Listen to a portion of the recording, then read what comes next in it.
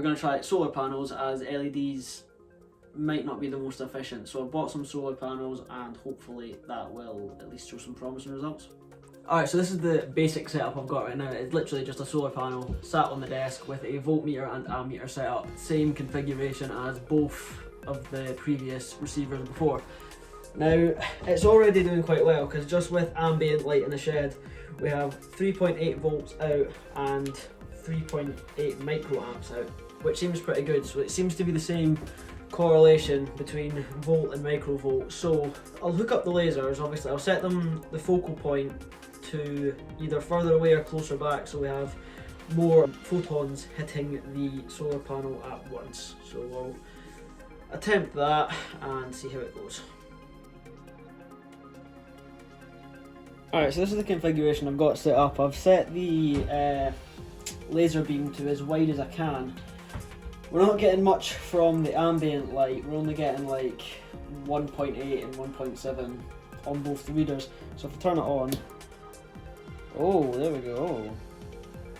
So you can see that wide beam's on. Oh, we've already got more.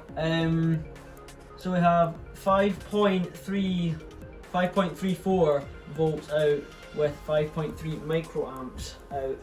So if I start shaking it about, we'll see how the readings differ. Because my original idea was to have a few more but have them on servos so that they can cover most of it. But I'm thinking saturation might be an issue, because after a few, about maybe 20 seconds of shaking it, the standby voltage and output current seem to be higher. So maybe saturation is a factor. I'll try moving them back even more to see, because obviously it will cover more of the cell, but yeah, this looks promising. Okay, so I've moved it back to like as far back as I think it's possible. I'm holding it now because, as you can see, the whole beam covers the whole plate. Now, don't know if that will affect anything, but I'll show you the readings as well, just to see if it has an effect on them. But from here, it looks like there is quite a substantial effect on the readings. Alright, so there's no denying that that works. So a thought occurred to me while I was doing it. What if, I've got two, so what if I set up two of them and then position it so that the light from both lasers hits two solar panels? So I played about with it slightly and I'll show you the readings here. I put approximately half of the total laser combined, like so only really one amount of laser light, onto half of the solar cell, and it still read about 4 volts. So my thought is, if I set up two next to each other, put them in parallel, then measure the current, that might work. And if that works, then I can set up a transmitter with an equal amount of solar panels and lasers, which will maximise output. So I'll try that and see if it works. Right, so I misspoke in the last one. I meant set them up in series, because setting them up in parallel would have done nothing, I don't think.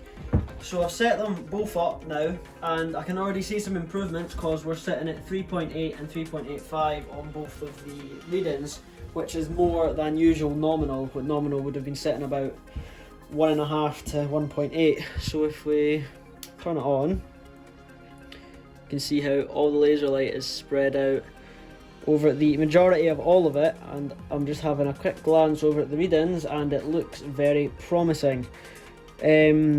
I'll patch in the readings somewhere so that you can actually see them up close, but I think it looks very promising. I think we can extrapolate this to incorporate more lasers and more panels, but I'll definitely have to set up another transmitter, because this is the first model transmitter with what I think is now the 4th model receiver. So I'll completely reconstruct the whole thing so that it actually works and leave room for more lasers and solar cells.